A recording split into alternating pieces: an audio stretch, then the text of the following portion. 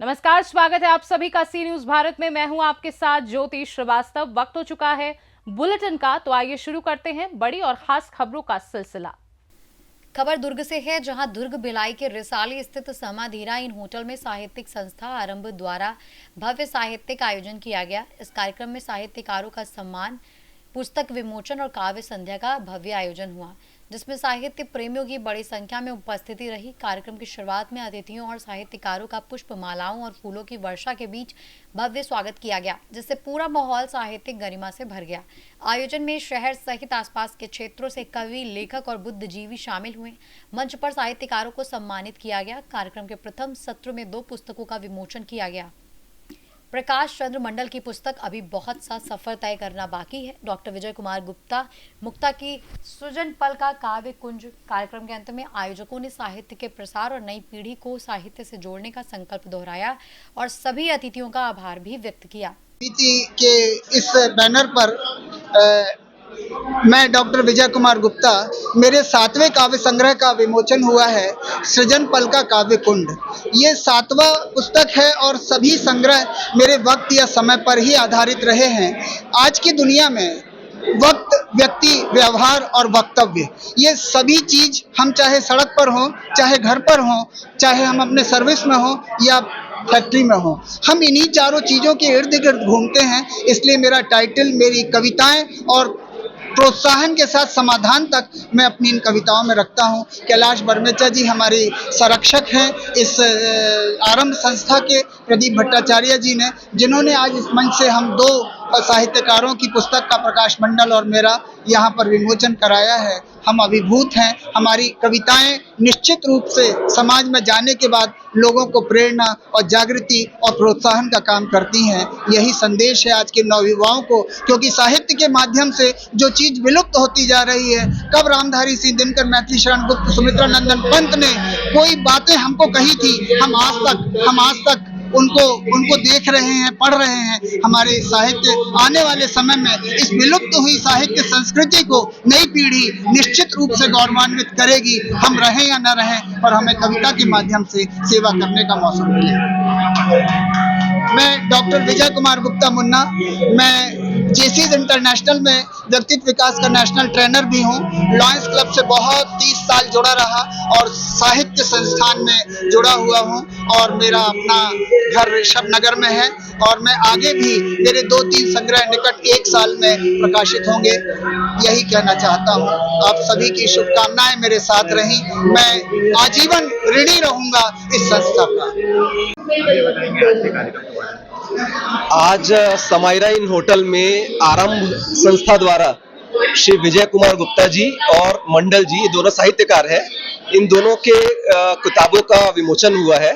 और एक मंडल जी की जो किताब है वो बांग्ला में आज हमने विमोचित किया है, और विजय गुप्ता जी की हिंदी में। तो मैं दोनों ही साहित्यकारों को ढेर सारी शुभकामनाएं देना चाहता हूं, और उम्मीद करता हूं कि इससे समाज लाभान्वित होगा उनके कृतियों से, और मंडल जी की किताब हिंदी में आएगी, ऐसे भी उम्मीद करता हूं। सर देखिए, हम आप जो है वो दुनिया से चले जाएंगे, केवल साहित्य जो है वो समाज को बदलता है।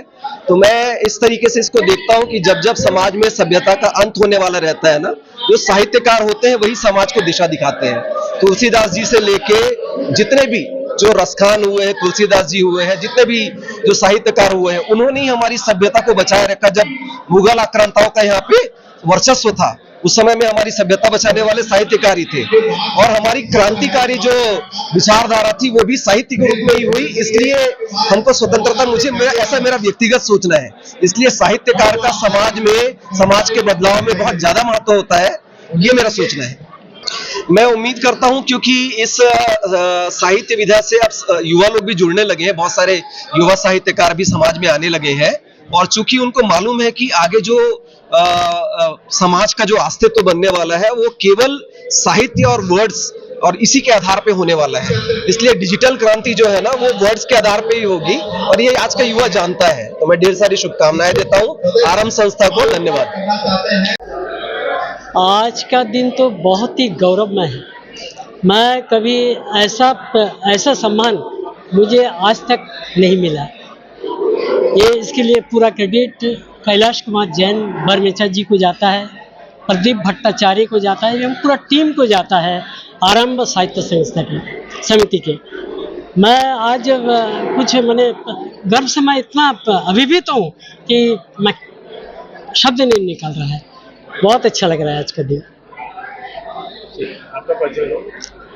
मैं प्रकाश चंद्र मंडल, कवि एवं नाट्यकार। आज का कार्यक्रम आरंभ साहित्य समिति का के सदस्यों की किताबों का विमोचन का प्रथम कार्यक्रम था और सर्वधर्म समन्वय के भावना से इस आरंभ साहित्य समिति को स्टार्ट किया गया है और इसमें कोई छोटा नहीं है, कोई बड़ा नहीं है, कोई ऊंचा नहीं है, कोई नीचा नहीं है। मैं की भावना से हटा के हम की भावना से काम करने के लिए, साहित्यकारों को उजागर करने के लिए, हर व्यक्ति के अंदर साहित्य होता है, काव्य होता है, उसको उजागर करने के लिए हिसाब से आरंभ साहित्य समिति बनाई गई है और ऐसे ही हम साल में 1-2 प्रोग्राम्स करते रहेंगे, बृहद प्रोग्राम। बाकी हमारी जो होती है बैठक, उसमें सारे कार्यक्रम होते रहते हैं। पुस्तक का जो विमोचन है उनके लिए पुस्तक के विमोचन डॉक्टर विजय कुमार गुप्ता जी और प्रकाश मंडल जी की किताबों का विमोचन हुआ है।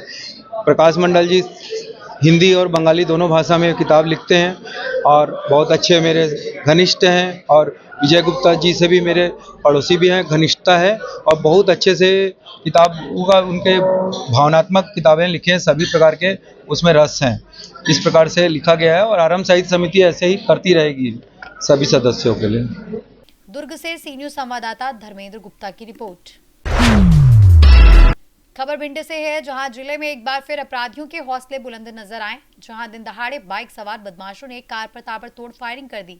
पुरानी रंजिश को लेकर बदमाशों ने आधा दर्जन से अधिक राउंड फायर किए और वारदात को अंजाम देने के बाद मौके से फरार भी हो गए। इस घटना में कार चालक अजीत भदौरिया बाल बाल बच गया, जबकि फायरिंग से पूरे इलाके में दहशत का माहौल बन गया।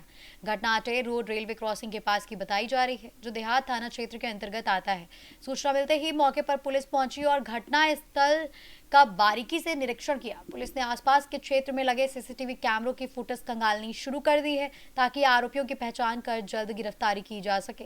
फिलहाल पुलिस मामले की जांच में जुट गई है। भिंड से सी न्यूज संवाददाता विनोद की रिपोर्ट।